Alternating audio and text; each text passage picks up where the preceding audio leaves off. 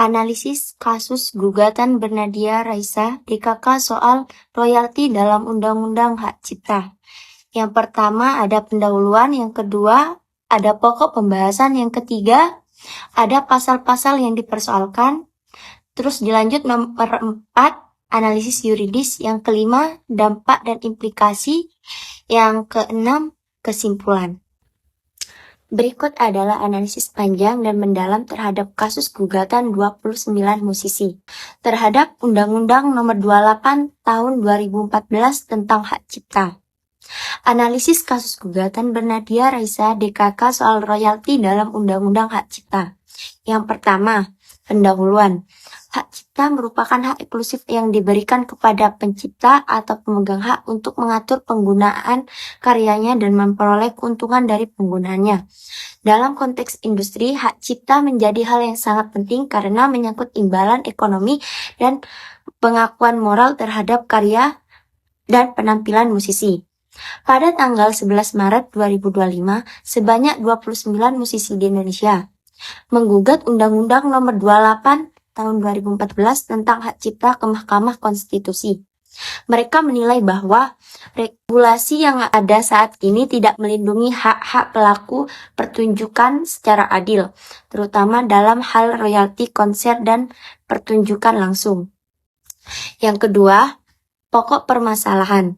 Dalam permohonan uji materi yang terdaftar dengan nomor 33 PUU PAN MK AP3 03 2025, para musisi tersebut meminta agar Mahkamah Konstitusi mengubah atau membatalkan beberapa pasal dalam Undang-Undang Hak Cipta yang dianggap yang pertama, mengabaikan hak pelaku pertunjukan atau performance rights.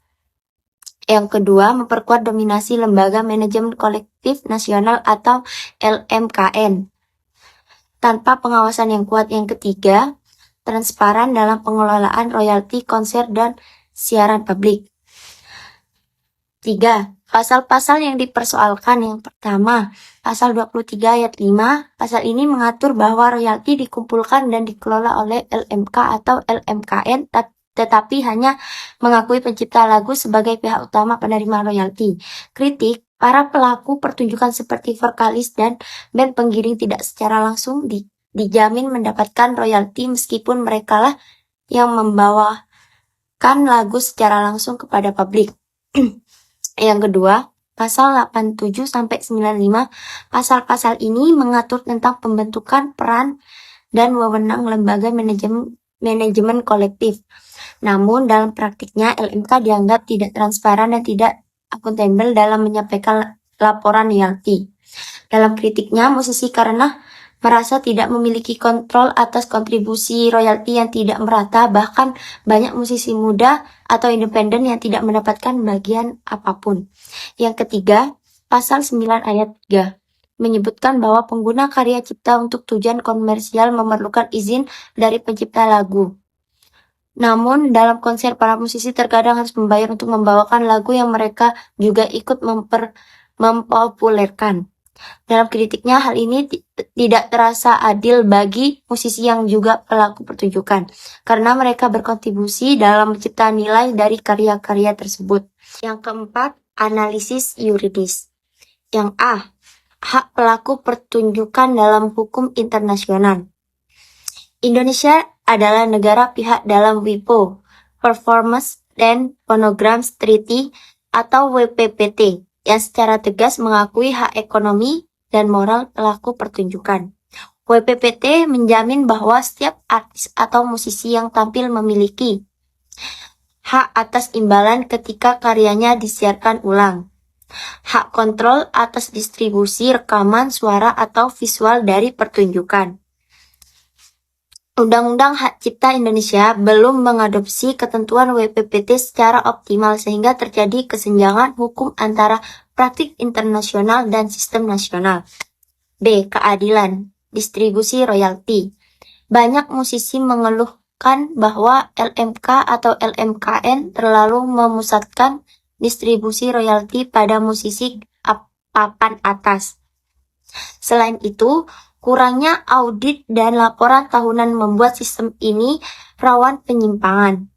Musisi sebagai pelaku pertunjukan merasa berkontribusi besar dalam menciptakan nilai karya di mata publik, namun tidak diberikan bagian royalti yang layak, bertentangan dengan prinsip keadilan distributif dalam hukum ekonomi. C. Prinsip keadilan dalam undang-undang. Pasal 28D ayat 1 Undang-Undang 1940. C. Prinsip keadilan dalam undang-undang. Pasal 28D ayat 1 Undang-Undang Dasar 1945 menjamin hak atas perlakuan yang sama di hadapan hukum. Dengan tidak diakuinya hak ekonomi pelaku pertunjukan secara eksplisit, sistem saat ini bisa dikatakan melanggar prinsip konstitusional ini. Yang kelima, dampak dan implikasi. A. Bagi musisi, memberikan dorongan moral kepada musisi untuk menuntut hak mereka melalui jalur hukum. Menjadi bentuk solidaritas kolektif antar pelaku seni. A. Bagi musisi, memberikan dorongan moral kepada musisi untuk menuntut hak mereka melalui jalur hukum. Menjadi bentuk solidaritas kolektif antar pelaku seni dalam menghadapi sistem hukum yang belum adil. B. Bagi pemerintah dan DPR, mendorong revisi Undang-Undang Hak Cipta agar lebih berpihak kepada keadilan sosial, menguatkan regulasi LMK dan LMKN agar transparan, akuntabel, dan bisa diaudit secara rutin.